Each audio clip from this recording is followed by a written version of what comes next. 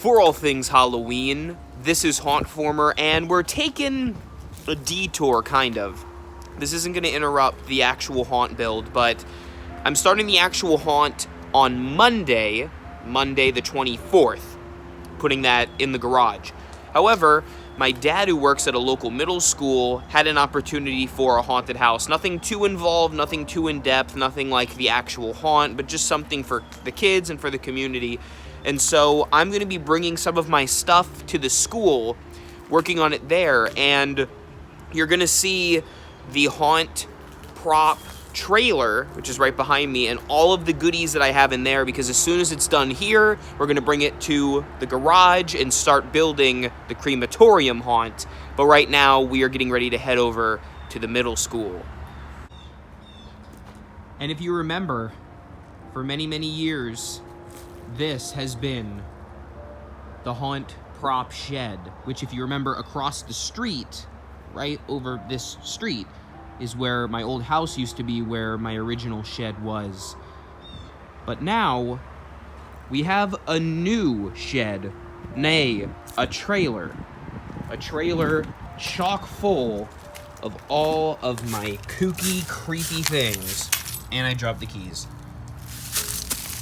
That's great.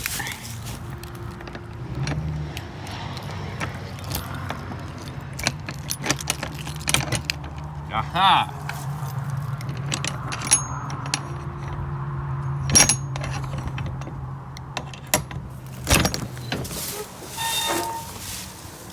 And when you see an alien, that probably means you're dealing with Hauntformer's trailer. And that it is. Now, it's going to be hard to see everything, and I still have stuff I have to squeeze in here, but this is the trailer full of all of my spooky stuff. This actually belongs to Jaden's videos. We're borrowing a couple of each other's haunt items, but as you can see, it's full of definitely Hauntformer's stuff.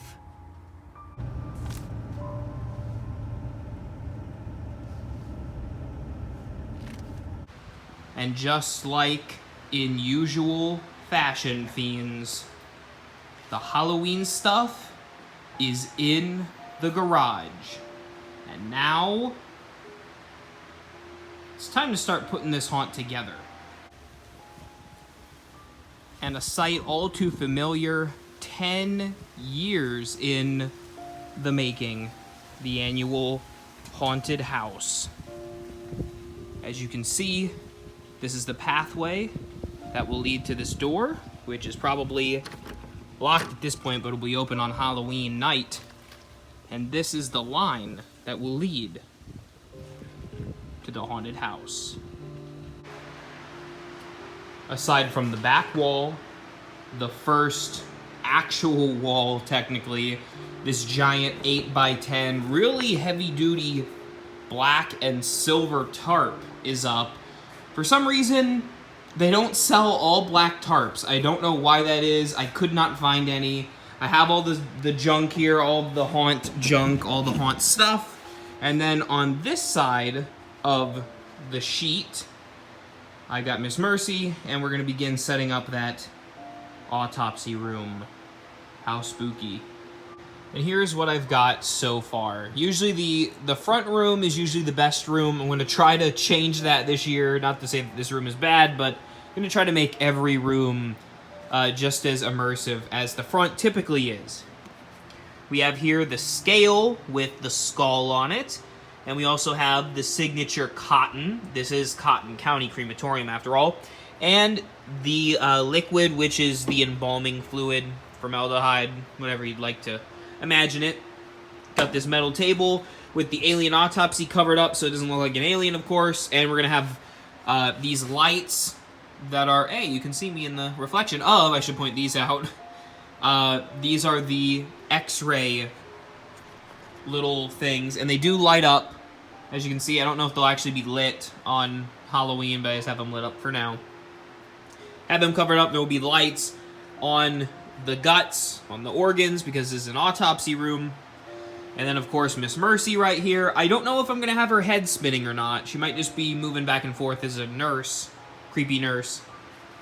And then we have a brain in a jar, some intestines, and more cotton, more embalming fluid, and it's not supposed to be an actual skeleton, obviously. It's supposed to be like a medical display skeleton.